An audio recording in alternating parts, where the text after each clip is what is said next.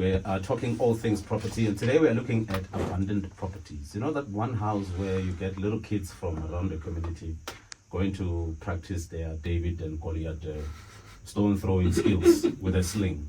You know, the windows are broken, everything is just a mess. It's like Oh, okay, yeah. Playing hide and seek and whatnot. yeah, window frames are rusted. Like, you know, the garden is not looked after. Like, is that even a property worth making an offer to purchase, amongst other things? Like, what is haunting that house? Philip will tell us. Philip is in the building. Yeah. Good morning, Philip. Morning, guys. How are you? We're doing great. Philip is the broker and owner of REMAX, by the way. So Philip, let's look at an abandoned house or a neglected house. At what point can we say this is an abandoned house? So, there's a couple of ways. The Express, and I'm actually reading this because I can't remember the description. Yeah.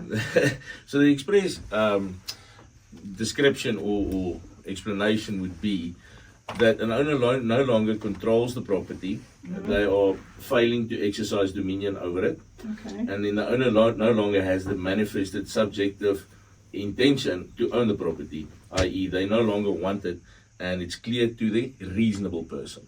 Okay? Okay. So, reasonably, is this house abandoned or not? There are many reasons why they might not occupy it. They might be locked out unlawfully. There might be, plumbing issues. There might be health hazards. So they might have vacated the property for a while and it looks abandoned, but it isn't. Oh, Okay. so even if you're driving past and you see this house has been a couple of years, it looks like no one is taking care of it. It Reasonably- belongs to someone. Reasonably, a couple of years is not reasonable. No. So Okay. we're talking months. As soon as we're getting to years, definitely we can reasonably say this property is abandoned. So say for example I pass away and I leave my property or I move to another country or whatever reason, and that property remained unoccupied for a couple of years. What are some of the possibilities of things that can happen to the property? Okay, so I'd like to first explain what should happen to an Okay. abandoned property. So obviously, if a property is abandoned, the owner is also no longer paying rates and taxes. Then the municipality should, if functioning properly, sue this client for outstanding rates and taxes. Obviously, he's probably not going to answer, and you will be able to take judgment. Okay. Then the municipality needs to advertise this property in 3 national newspapers in 3 different languages. Then they can take it to public auction and sell the property to find a new ratepayer and somebody that will occupy and own the property, exercise, i.e. dominion over it. Okay. Okay, Okay, go ahead. Oh, so I was saying if it's a matter of I notice this house and I want to buy it, would you be following that process or would it be something different? Yeah, so I would say, if you want to buy the property and we're going to have to follow that process, I would say, tough luck, you're not going to probably find it. You're going to have to wait for public auction. Sure. The easy way to do this is to call your real estate agent, Uh-huh. say, that house, that street, that corner, I want to buy it, but I need to find out who the owner is. Won't you do me a favor, just call that, see if you can trace the owner, call him, see if he is willing to be a willing seller, because I'm a willing buyer. And then going to the municipality, alerting them, and then they put it on public auction, and somebody bids way higher than you. Yeah, well, Is that the process we always end up in? Or if say I came no, to it you very and rarely then- ends up at public auction. Okay. Mostly we find willing buyer, willing seller. and it can end there. Yes, then, I can call the guy and say, listen, I find a buyer of your property, he's willing to offer you X, because he's ascertained it's going to cost him 1M to fix the property up, to get it up to a reasonable standard. So then in that scenario, The no. pros and cons. What would you advise someone who calls you up and say, "Yeah, corner there, Tabon Beki and whatnot. I wanted that house."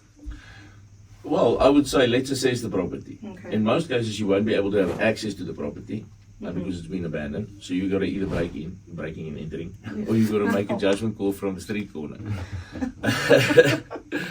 The problem with abandoned houses, though, is that they become derelict and ransacked very quickly. You won't notice, as a contributing member of society, this property is abandoned before criminals do.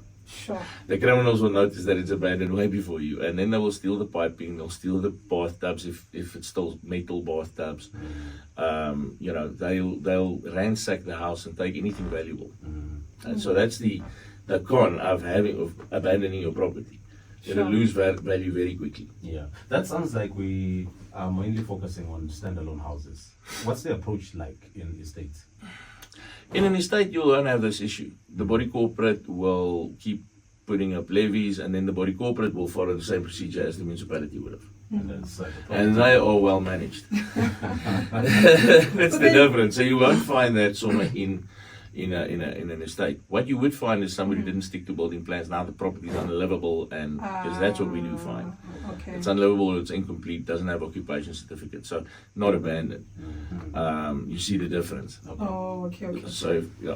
All right. So I think in wrapping up then, because maybe this can be a conversation for another day, because you hear about this in other provinces, people who illegally occupy these kind of houses. Let me just bank it. I think it's another conversation. Yeah. We'll pick it up at another time. But you asked another question which I didn't answer yet. You said, just backtrack a little bit. Let me see your paper. Let me Second see. question. We talked about the abandoned house, and then if I move to another country, the possibilities of something happening to the property. We spoke about that. You had it in your brain that you're going to answer the question. Maybe we'll touch on it in the second session. Okay, no problem. Excuse about that. Thank you No so much. problem. That's a Philip Schiemann, broker and owner of REMAX. Sure. Thanks, guys.